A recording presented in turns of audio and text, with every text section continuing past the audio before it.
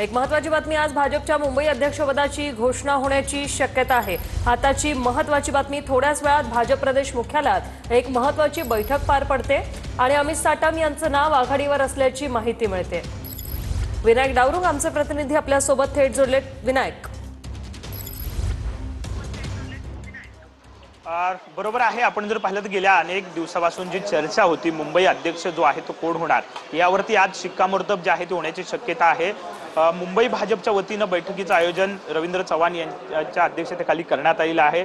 जी माहिती मिळते त्या माहितीनुसार स्वतः देवेंद्र फडणवीस सुद्धा या बैठकीला थोड्याच वेळात या ठिकाणी उपस्थित राहणार आहेत। आगामी मुंबई महापालिका निवडणुकीच्या तोंडावर आहेत आणि त्यावेळी एक सक्षम असा अध्यक्ष जो आहे तो मुंबई भाजपचा असावा, फुलपेस अध्यक्ष असावा, कारण आशिष शेलार हे मंत्री आहेत आणि पुन्हा त्यांच्याकडे अध्यक्षपदाची सुद्धा जबाबदारी आहे। त्यामुळे एक फुलफेस असा अध्यक्ष भाजपचा मुंबई असावा ही मागणी जी आहे ती गेल्या अनेक दिवसापासून होताना दिसून येत होती।